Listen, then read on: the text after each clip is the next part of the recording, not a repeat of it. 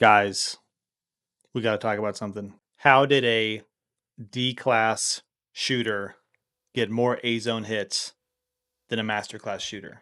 So, something interesting when I was looking at the results of the match I just competed in. I'm scrolling here on the site on Practice Score, and I scored a 36.42%, low D, actually almost into C. I'll give myself more credit than that. And so, looking at my score, I shot 119 A zone hits, 20 C zone, 4 D zone, and 1 miss for the day. I also had a couple of no shoots and I think a couple of points of procedurals because I mixed up something in a stage. But the interesting thing is that when I look at the top of the list, the master class shooter in that won the day has 100 A zones and 40 C zones. So I shot more A zones than the person who won the day. Now, that was kind of shocking to me because I assumed that they would be more accurate and faster because they're very good at this. The thing that it opened up to me was that I can go faster, that I don't need to be as accurate, which was kind of a weight off my shoulder because as you can see during some of these stages, there's time between shots. I could have shot faster, but I was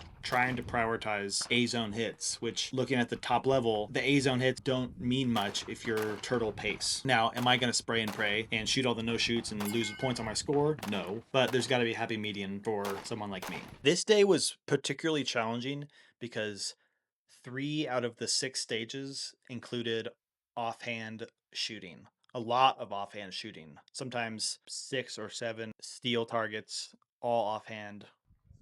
Transitioning to your offhand and rerunning the course back the other direction, something I have not done very much of. I rarely dry fire practicing my weak hand, but I have now. I've started now. I was pretty accurate on a few of those offhands, but it took a long time. A couple things I did do well this time was out of the 6 or 7 stages, I didn't run dry once. I made sure to plan when my reloads would be, so I would never hit a locked back slide. Granted, most of the stages were between 30 and 40 shots, and I had 2 22 round mags. It made it pretty easy to not run dry.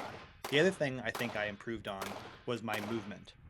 Uh, the reloads looked good on my point of view camera, or they felt good at least, and my haste of getting 2 positions was better than my first one. Still looks painfully slow when I watch my video back, but it's definitely an improvement over the first match.